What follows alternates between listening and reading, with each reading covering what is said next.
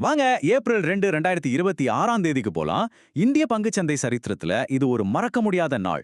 ஏன்னா அன்னைக்கு நடந்தது ஒரு சாதாரண ஏற்ற இறக்கம் இல்ல, அது ஒரு முழு நீள ரோலர் கோஸ்டர் ரைடு. சந்தை மொத்தமா அதல பாதாளத்துக்கு போய் யாருமே எதிர்பார்க்காத ஒரு மிராக்கிள் மாதிரி திரும்பி வந்துச்சு. அந்த நம்ப முடியாத ஒரு நாள்ல என்னதான் நடந்தது, வாங்க பார்க்கலாம். அந்த முழு நாளோட கதையையும் நாம 4 காட்சிகளா பிரிக்கலாம். காலையில 7:44க்கு ஆரம்பிச்ச அந்த பதட்டம், அப்புறம் 9:16க்கு மார்க்கெட் ஓபன் ஆனதும் ஒரு பெரிய சரிவு, மதியம் 2:21க்கு ஒரு முக்கியமான திருப்பு முனை, கடைசியா சாயங்காலம் 4:09க்கு எல்லாரையும் ஆச்சரியப்படுத்துற மாதிரி ஒரு பாசிட்டிவ் முடிவு. இந்த 4 காட்சியும் அன்னைக்கு நடந்த முழு டிராமாவையும் நமக்கு படம் பிடிச்சு காட்டும். மார்க்கெட் திறக்கிறதுக்கு பல மணி நேரத்துக்கு முன்னாடியே உண்மையை சொல்லணும்னா ஒரு பெரிய புயல் உருவாகிட்டு இருந்துச்சு. உலக அளவுல நடந்த சில சம்பவங்கள் இந்திய சந்தைக்கு ஒரு மோசமான தொடக்கத்தை அமைச்சு கொடுத்துச்சு.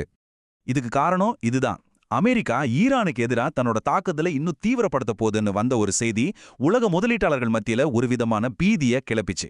இதோட விளைவை ஆசியா முழுசும் மார்க்கெட் சரிய ஆரம்பிச்சது.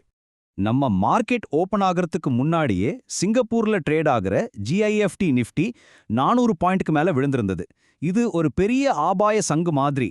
ஒரு பெரிய சரிவு வரப்போகுதுன்னு ட்ரேடர்ஸ் அப்பவே மனசளவுல தயாராகிட்டாங்கன்னு இது தெளிவா காட்டுச்சு. காலையில மணி 9:15 பெல் அடிச்சது. அதோடு சேர்ந்து பீதியும் வெடிச்சது.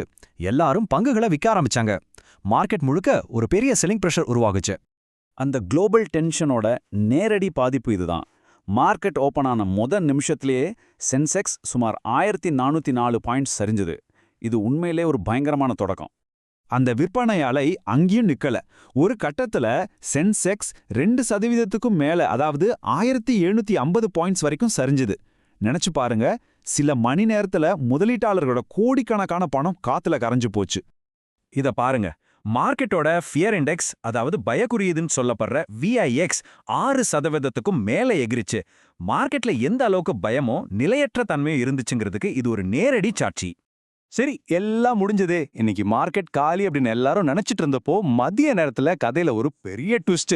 சந்தை அதல பாதாளத்துல இருந்து மெதுவா மேல வர ஆரம்பிச்சு அப்புறம் பயங்கர வேகம் எடுத்தது. இதுதான் அன்னைக்கு எல்லார் மனசுலயும் இருந்த ஒரு கேள்வி. எப்படி இந்த நம்ப முடியாத ரீபவுண்ட் சாத்தியமாச்சு? சந்தைய பாதாளத்திலிருந்து தூக்கி விட்டது எது? இந்த சரிவை எதிர்த்து நிக்க 2 எதிர்பாராத ஹீரோக்கள் களத்துல இறங்கினாங்க. ஒன்னு நம்ம இந்திய ரூபாய், இன்னொன்னு நம்ம ஐடி துறை. இந்த ரெண்டும் சேர்ந்துதான் முதலீட்டாளர்களோட நம்பிக்கையை திரும்ப கொண்டு வந்துச்சு. சரி, வாங்க இந்த 2 விஷயங்களும் சேர்ந்து எப்படி மார்க்கெட்டோட போக்கிய தலைகீழா மாத்துச்சுன்னு கொஞ்சம் விரிவா பார்க்கலாம். முதல்ல ரூபாய். டாலருக்கு எதிரா நம்ம ரூபாயோட மதிப்பு வரலாறு காணாத அளவுக்கு விழுந்துச்சு. அப்பதான் ரிசர்வ் வங்கி உள்ள வந்து ரூபாய் மதிப்பை குறைக்க நடந்த சில ஸ்பெக்குலேஷனை கட்டுப்படுத்தினாங்க. அதோட விளைவு ரூபாய் மதிப்பு 2% மேல ஏறி பலமடைஞ்சிச்சு. இது முதலீட்டாளர்களுக்கு ஒரு பெரிய நம்பிக்கையை கொடுத்துச்சு. நம்மளோட அடுத்த ஹீரோ ஐடி துறை. ஒரு பக்கம் மருந்து துறை, அதாவது ஃபார்மா செக்டர் அமெரிக்காவோட வரி விதிப்பு பயத்தால சரிஞ்சிட்டு இருந்துச்சு. ஆனா இன்னொரு பக்கம் ஐடி பங்குகள் ரொம்ப வலுவா ஏறி நின்னுச்சு. இந்த ஏற்றம் தான் மார்க்கெட்டோட ஒட்டுமொத்த மீட்சிக்கு ஒரு முக்கியமான சப்போர்ட்டா இருந்துச்சு. இந்த 2 காரணிகளும் ஒன்னு சேர்ந்தப்ப என்னாச்சு தெரியுமா? மார்க்கெட் இன்னும் சரியோன்னு நினைச்சவங்க எல்லாம் தங்களோட நிலையை மாத்திக்கிட்டு பங்குகளை வாங்க ஆரம்பிச்சாங்க. இதனால ஒரு பெரிய ஷார்ட் கவரிங் ரேலி ஏற்பட்டு சென்செக்ஸ் அன்னைக்கு விழுந்த இடத்துல இருந்து நம்ப முடியாத அளவுக்கு, அதாவது 2022 பாயிண்ட்ஸ் மேல வந்துச்சு. இவ்வளவு பெரிய ஆட்டத்துக்கு அப்புறம் நாள் முடியும் போது சந்தை கடைசியில எங்க வந்து நின்னுச்சு? இந்த இறுதி எண்கள் உண்மையிலே ரொம்ப ஆச்சரியமானவ. அடேங்கப்பா, இது உங்களால நம்ப முடியுதா? இவ்ளோ பெரிய சரிவுக்கு அப்புறமும் நிஃப்டியும் சென்செக்ஸும் 4 இறுதியில லாபத்துல, அதாவது பச்சை நிறத்துல முடிஞ்சது. இதுதான் அன்னைக்கு நடந்ததுலே மிகப்பெரிய சர்ப்ரைஸ். ஆனா இங்க ஒரு முக்கியமான விஷயத்தை நம்ம நோட் பண்ணணும். அன்னைக்கு ஒரு நாள் மார்க்கெட் மீண்டு வந்திருந்தாலும் இது தொடர்ந்த 6வது வாரமா சந்தை நஷ்டத்துல முடிஞ்ச வாரம். அப்படின்னா இது ஒரு தற்காலிகமான மீட்சி தானே தவிர ஒரு முழுமையான ட்ரெண்ட் ரிவர்சல் இல்லைங்கிறத இது காட்டுது. சரி, இந்த விசித்திரமான ஒரு நாள் பத்தி சந்தை நிபுணர்கள் என்ன நினைக்கிறாங்க, அவங்களோட அட்வைஸ் என்ன, வாங்க கேட்கலாம். நிபுணர்களோட கருத்து ரொம்ப தெளிவா இருக்கு. சிம்பிளா சொல்லணும்னா இது ஒரு டெக்னிக்கல் ரீபவுண்ட் தான். இது ஒரு புதிய புல் மார்க்கெட்டோட ஆரம்பம் இல்ல.